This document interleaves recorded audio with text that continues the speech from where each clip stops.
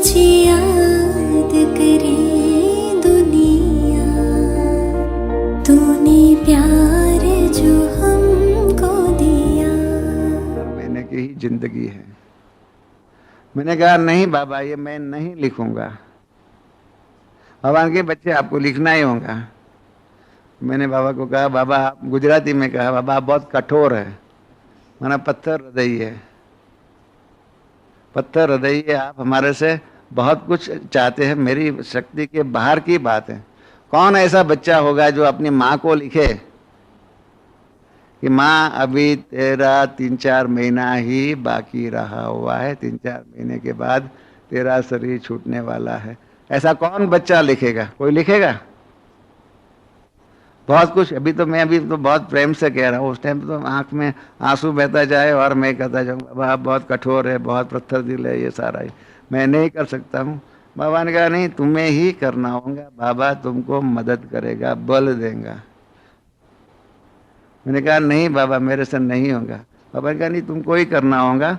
ये आज रात को जाकर के ऑफिस में जाकर के बैठो, पत्र लिखो, मम्मा को दो, मम्मा को देने के बाद पत्र मम्मा से हाथ से ले लो और एक लिफाफा में डालो, उसके ऊपर लिखो हाँ साकार ब्रह्मा बाप को ही मिले, ऐसा लिखो। उसके बाद एड्रेस करो और ब्रह्मा बाबा के साथ में चिट्ठी उसमें लिखो कि ये बाबा ब्रह्मा बाबा पढ़े, क्योंकि बाबा ने कहा तुम्हारा अक्षर ही बाबा पढ़ते हैं और कोई नहीं पढ़ता है। मेरे अक्षर जो है ना बहुत टेढ़े मेढ़े हैं, तो बाबा ही पढ़ सकते थे और कोई, ईशु दादी भी नहीं पढ़ती थी, वो भी नहीं पढ़ सकती थी। बाबा ने कहा तेरा पक्ष तो पढ़ता है, बाबा ही पढ़ता है, और बाबा को लिखो कि ये पत्र पढ़ करके फाड़ करके फेंक दे, ये बात किसी को भी नहीं बतानी है। आप मतलब मम्मा बाबा और मैं रमेश और अव्यक्त बाबा, इनके सिवाय कोई भी मालूम नहीं पड़े। हमने कहा हमारी बहन को, अनिला बहन को भी नहीं बताना है, किसी को भी नहीं बताना है। मैंने कहा बाबा हमने तो लास्ट में आपसे बात किया है, लास्ट अंतिम, हाँ जितना हो सके इतना आपसे पुरुषार्थ करवाया मम्मा की जीवन बख्शाने के लिए। करीब 1-1.5 घंटे तक बाबा बैठे। बाबा ने हर बात से बहलाया किया, मेरा मूड जो है बाबा ने शक्ति दिया, सब कुछ किया। और बाबा गए, उसके बाद शीलबेन वापस आई, कहने लगी क्या हुआ, 1-1.5 घंटे तक क्या बात किया? मैंने कहा कारोबार की बातें थी, आप बताओ तो सही। मैंने कहा बताने की तो कोई बात नहीं है, कारोबार की बात है, मैं जाता हूँ। ऑफिस में गया और बाबा ने जो शक्ति दिया था ना, उस शक्ति के आधार पर 5-6 बार कागज लिखा, फाड़ दिया, लिखा फाड़ा, लिखा फाड़ दिया, फाड़ दिया। हिम्मत ही नहीं होती थी, कैसे हो जाए। आप सब यहाँ बैठे हुए, भाई लोग बैठे हुए, आपको आपकी मम्मा के मातेश्वरी के बारे में कहने को, लिखने को आ जाए, ये माँ आपका जीवन अभी 4 मास का ही रहा हुआ है, हिम्मत है आप में, ताकत है, आप लिखेंगे? इतने भाई लोग यहाँ बैठे हुए हैं, दिल कैसे चलेगा? आखिर में लिल करके लिख लिया, करके बंद कर दिया।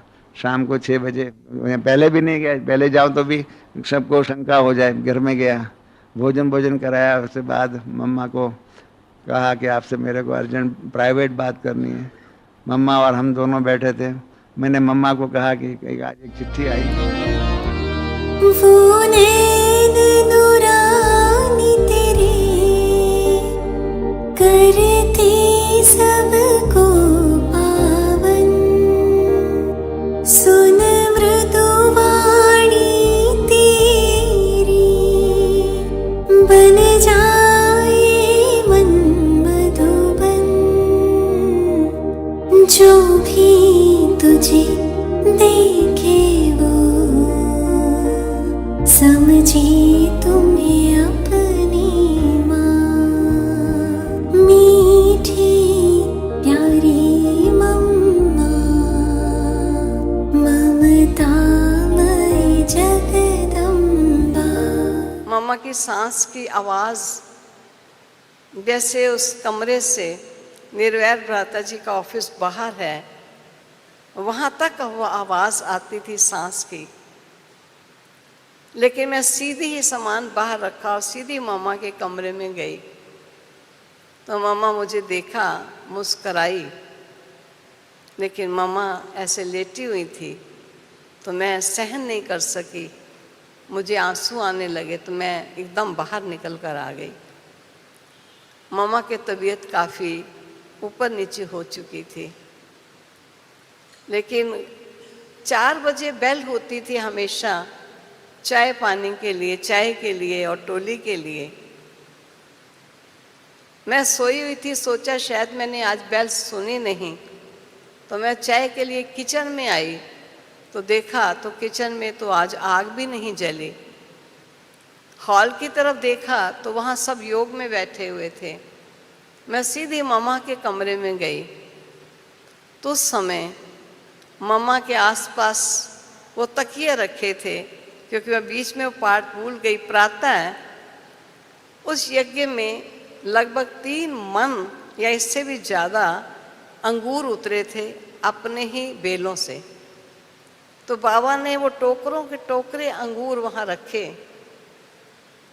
और जितने जून मास में पार्टीज आती थी, पार्टीज तो कितनी आ सकती हैं, 250-300 लोग ही ज़्यादा से ज़्यादा हो सकते हैं। तो बाबा मम्मा के पास बैठे थे, मम्मा का हाथ अपने हाथ में रखा हुआ था।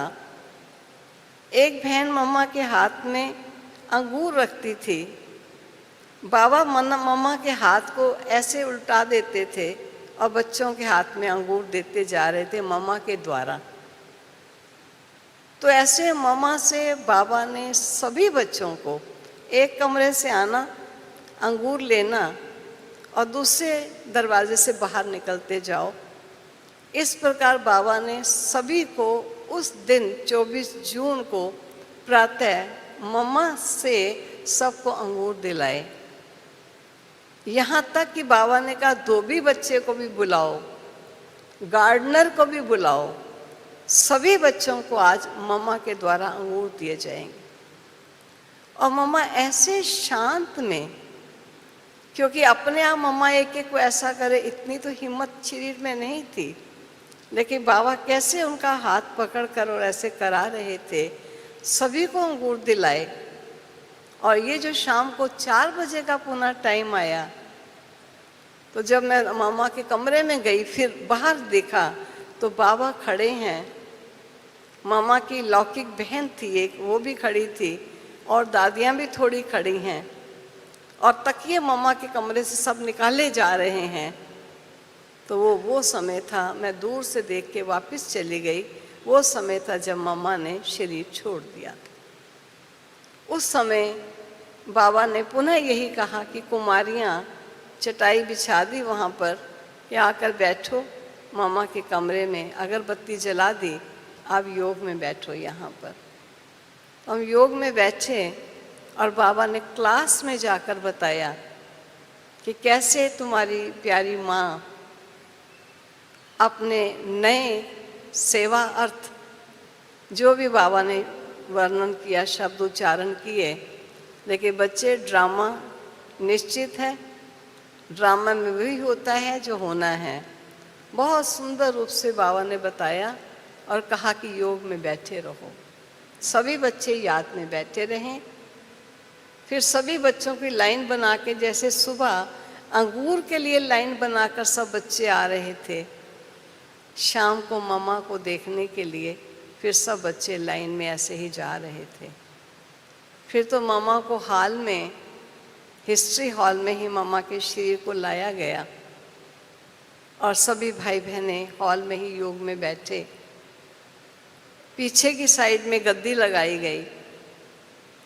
बाबा ने संदेशी गुलजार दादी को बिठाया और कहा कि बच्ची, आज सभी बच्चे बाबा को याद करेंगे, क्योंकि आप समझ सकते हैं यज्ञ माता जिसने यज्ञ वत्सों की इतनी पालना दी, इतना प्यार दिया, अपने जीवन को ज्ञान से, मनन चिंतन से स्वरूप बनाते हुए एक एग्जाम्पल बनकर रही, ऐसी माँ जब यज्ञ से जाएगी तो आप समझ सकते हैं यज्ञ बच्चों का उस समय कैसी मनोस्थिति होगी। लेकिन मैं बाबा की महानता आपको बताती हूँ कि बाबा ने कहा कि बच्चे, तुम सब बच्चों को मालूम है कि यज्ञ माता इस यज्ञ की माँ थी।